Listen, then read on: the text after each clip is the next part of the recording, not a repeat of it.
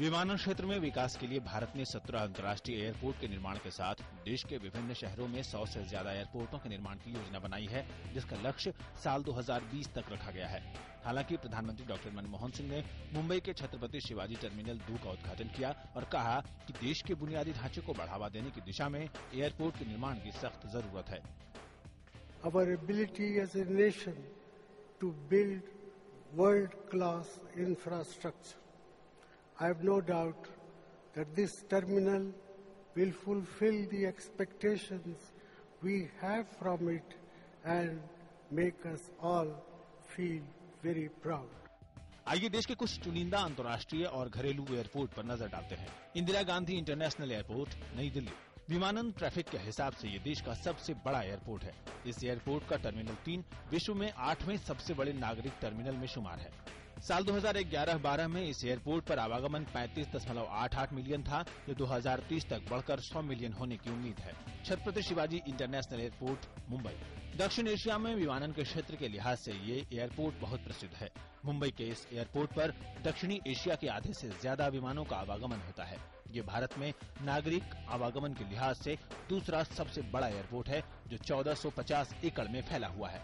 Rajiv Gandhi international airport, Hyderabad. Hyderabad अंतर्राष्ट्रीय हवाई अड्डा विश्व के 5 सबसे बेहतरीन एयरपोर्टों में शुमार है। एयरपोर्ट सर्विस क्वालिटी पैसेंजर के द्वारा सर्वे के मुताबिक सेउल, सिंगापुर, हांगकांग और बीजिंग के बाद सुविधा के लिहाज से इस एयरपोर्ट का नाम आता है। बेंगलुरु अंतर्राष्ट्रीय एयरपोर्ट, बेंगलुरु। ये हवाई अड्डा तकरीबन 4000 एकड़ जमीन पर फैला हुआ है।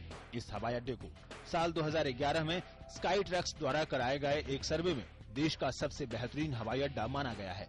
उम्मीद की जा रही है कि साल 2015 तक इस हवाई अड्डे पर यात्रियों का आवागमन 17 मिलियन तक पहुंच जाएगा। अन्नादुरई एयरपोर्ट, चेन्नई। ये एयरपोर्ट अंतर्राष्ट्रीय और घरेलू उड़ानों के लिहाज से देश का तीसरा सबसे व्यस्त हवाई अड्डा है।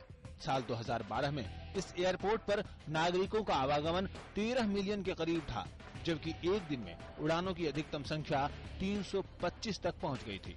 नेताजी सुभाष चंद्र बोस हवाई अड्डा, कोलकाता। साल 2006 से लेकर साल 2012 तक हवाई अड्डों के लिहाज से ये हवाई अड्डा देश में 5वें सबसे व्यस्त हवाई अड्डों में शुमार था, जबकि विश्व में उड़ानों के लिहाज से इसे 9वां स्थान मिला था। गोवा इंटरनेशनल हवाई अड्डा। ये हवाई अड्डा तकरीबन 1700 एकड़ जमीन पर फैला हुआ है। एयरपोर्ट अथॉरिटी ऑफ इंडिया की ओर से संचालित यह हवाई अड्डा देश के उन चुनिंदा हवाई अड्डों में से एक है जो प्रॉफिट में चल रहा है। तिरुवनंतपुरम इंटरनेशनल हवाई अड्डा।